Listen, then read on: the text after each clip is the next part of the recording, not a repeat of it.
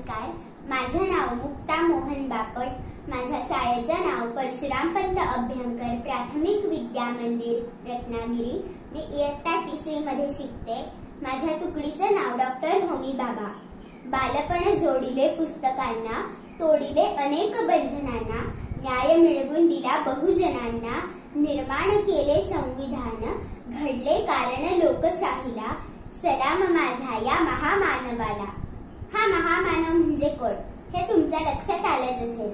अर्थातच डॉक्टर बाबासाहेब आंबेडकर. बाबासाहेबांचा जन्म 14 एप्रिल 1891 रोजी झाला. आज मी बाबासाहेबांच्याच लहानपणीच्या काही गोष्टी तुम्हाला सांगणार आहे. बाबासाहेबांचं आडनाव हे आंबेडकर नव्हतं, तर त्यांचं खरं आडनाव हे आंबावडेकर होतं. बाबासाहेबांना शाळेत शिकवायला आंबेडकर नावाचे एक गुरुजी होते. त्यांना बाबासाहेबांचं आंबावडेकर हे आडनाव फार अडनिडं वाटत होतं.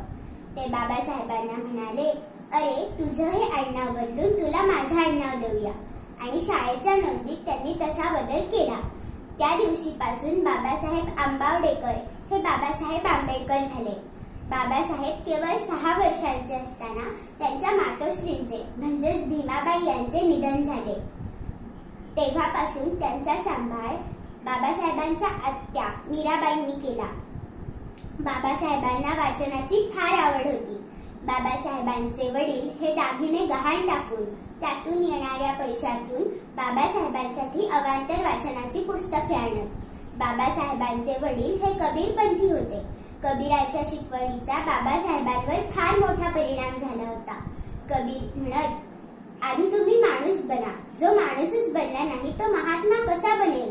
याच उक्तीप्रमाणे बाबासाहेबांनी अनेकांना माणूस म्हणून घडवले. बाबासाहेबांना अभ्यास करायला जागा मिळत नव्हती.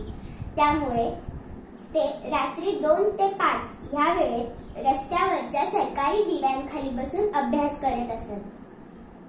बाबासाहेबांचे वडील म्हणत, आपण गरीब असलो तरी घाबरण्याचं कारण नाही. तू अभ्यास केल्यावर नक्कीच विद्वान होऊ शकशील. आणि त्याप्रमाणे बाबासाहेबांनी कष्ट करून उच्च शिक्षण घेतले. बाबासाहेब एका परीक्षेत उत्तीर्ण झाले. तेव्हा बाबासाहेबांच्या चाळीतील लोकांनी त्यांचा सत्कार करायचं ठरवलं. पण बाबासाहेबांचे वडील म्हणाले, सत्कार केला म्हणजे खूप मोठा नेता झाल्यासारखं वाटतं. तरीही चाळीतल्या लोकांनी बाबासाहेबांचा सत्कार केलाच. आणि सत्काराच्या वेळी बाबासाहेबांना त्यांनी गौतम बुद्धांचं एक चरित्र बक्षीस म्हणून दिलं. ते पुस्तक वाचल्यानंतर बाबासाहेबांना गौतम बुद्धांचे विचार फारच आवडले. बाबासाहेब म्हणत, संत कबीर, गौतम बुद्ध आणि महात्मा ज्योतिराव फुले हे त्यांचे 3 गुरु. विद्या, शील आणि स्वाभिमान ही त्यांची 3 दैवत. म्हणून सतत बाबासाहेबांनी विद्येची आराधना केली.